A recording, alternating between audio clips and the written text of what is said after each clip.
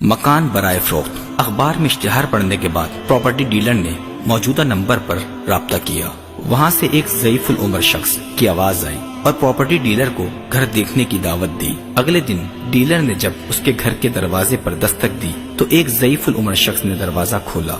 ज़ईफुल उम्र शख्स property dealer को देखकर मुस्कुराया और उसे घर के अंदर आने की दावत दी। उसके ड्राइंग रूम में बैठते ही एक उम्र रसीदा बूढ़ी खातून ट्रॉली में चाय, बिस्किट और हलवा लेकर सामने हाजिर हुई। डीलर ने कहा, बाबा जी, आप मकान कितने में फरोख्त करना चाहते हैं? बाबा ने बड़े धीमे लहजे में कहा, पहले आप चाय नोश फरमाएं। चाय पीने के बाद डीलर ने कहा, जी अब बताएं, आप मकान कितने में फरोख्त करेंगे? बाबा जी ने कहा, 50 लाख रुपए में। डीलर ने कहा, बाबा जी, आपका मकान तो 25 लाख का भी नहीं, 50 लाख में कौन खरीदेगा? बाबा जी ने कहा, 50 लाख का ही फरोख्त करना है। डीलर ने माजरत की और वहां से चला गया।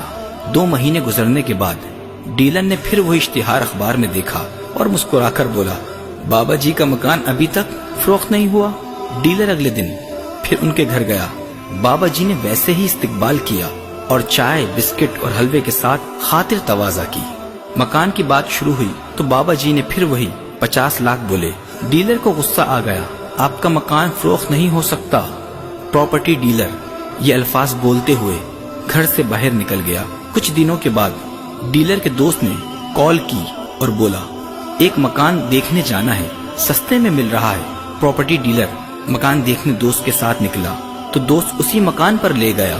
डीलर ने दोस्त से कहा, ये बाबा पागल है, इसको मकान नहीं बेचना। दोस्त ने कहा, फिर भी एक बार देख लिया जाए। दरवाजे पर दस्तक दी तो बाबा जी बाहर आए और आते ही डीलर को गले से लगा लिया। फिर दोनों को अंदर आने की दावत दी। ड्राइंग रूम में बैठते ही उसी तरह चाय, बिस्किट और हलवा पेश किया गया। इस बार डीलर से रहा नहीं गया। उसने बाबा जी से पूछा, बाबा जी, आपको मकान फरोख्त नहीं करना तो बार बार इश्तिहार क्यों देते हो? क्यों हमें बार बार यहाँ आने पर मजबूर करते हो? बाबा जी ने बूढ़ी खातून की तरफ नम आंसू से देखा और आंसू साफ करते हुए डीलर से मुखातिब हुए, बेटा, हम दोनों बूढ़े हो चुके हैं। हमारे 3 बेटे हैं, उनको आला तालीम दिलवाई, अब वो मुल्क से बाहर हैं, उन्हें हमारी कोई फिक्र नहीं। हमारा अकेलापन हमें अंदर ही अंदर खत्म कर रहा है। हमारे पास कोई नहीं आता, इसलिए हमने इश्तिहार दिया ताकि 2 घड़ी किसी से बात कर सके। बुढ़ापा और अकेलापन, इन दोनों के साथ जिंदगी किस कदर मुश्किल है, इस बात का अंदाजा आपको तभी होगा जब आप बूढ़े हो जाएंगे। ये सब सुनते ही डीलर बाबा जी के करीब आ गया और उनके आंसू साफ करते हुए बोला, मेरे वालिदैन दुनिया में नहीं रहे, आज के बाद आपको अपने बेटों की कमी कभी महसूस नहीं होने दूंगा। मैं रोज आपके घर आऊंगा। ये सुनते ही बाबा के चेहरे पर मुस्कुराहट आ गई।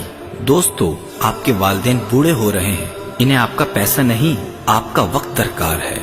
आप जब अपने वालिदैन के पास बैठें तो आज के दौर की सबसे बड़ी बीमारी मोबाइल फोन को उस महफिल से दूर रखें। जो वक्त आप मोबाइल को देते हैं, कोशिश करें वो वक्त वालिदैन के साथ हंसी खुशी गुजारें। अकेलापन इंसान को पागल कर देता है, जहनी मरीज तक बना देता है। आपसे गुजारिश है, कुछ वक्त अपने वालिदैन को भी दें। अगर आपने अभी तक हमारा फेसबुक पेज लाइक नहीं किया तो अभी हमारा फेसबुक पेज लाइक कीजिए